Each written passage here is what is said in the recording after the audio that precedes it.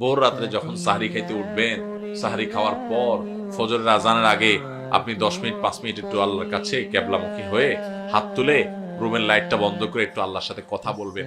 মানুষের সাথে বহুত কথা বলছেন, আল্লাহর সাথে একটু কথা বলে দেখেন। আল্লাহর সাথে কথা বলার স্বাদ আছে ভাই, অনেকে জীবনে একবারও এই স্বাদ পান নাই। একটু কথা বলে দেখেন। ভোর রাতে সাহরি খেতে উঠলে 10টা মিনিট একটু হাত তুলে কথা বলেন। কিভাবে কথা বলবেন? কথা বলবেন এভাবে, ও আল্লাহ, কত গুনাহ আমি করেছি, কত পাপাচার আমি করেছি, মরতে আমার হবে, তোমার কাছে যাওয়া আমার লাগবে আল্লাহ। শয়তানের প্ররোচনা করেছি, এই রমজান মাস তুমি কত মানুষকে মাফ করে দাও। নবী করিম সাল্লাল্লাহু আলাইহি সাল্লাম বলেছেন, ওয়ালিল্লাহি মুতাকাউ মিনান নার ওয়া যালিকা ফি কুল্লি লাইলা।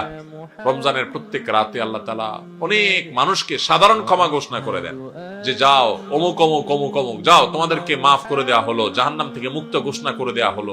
আল্লাহ কত মানুষকে আপনি সাধারণ ক্ষমা করে দিবেন।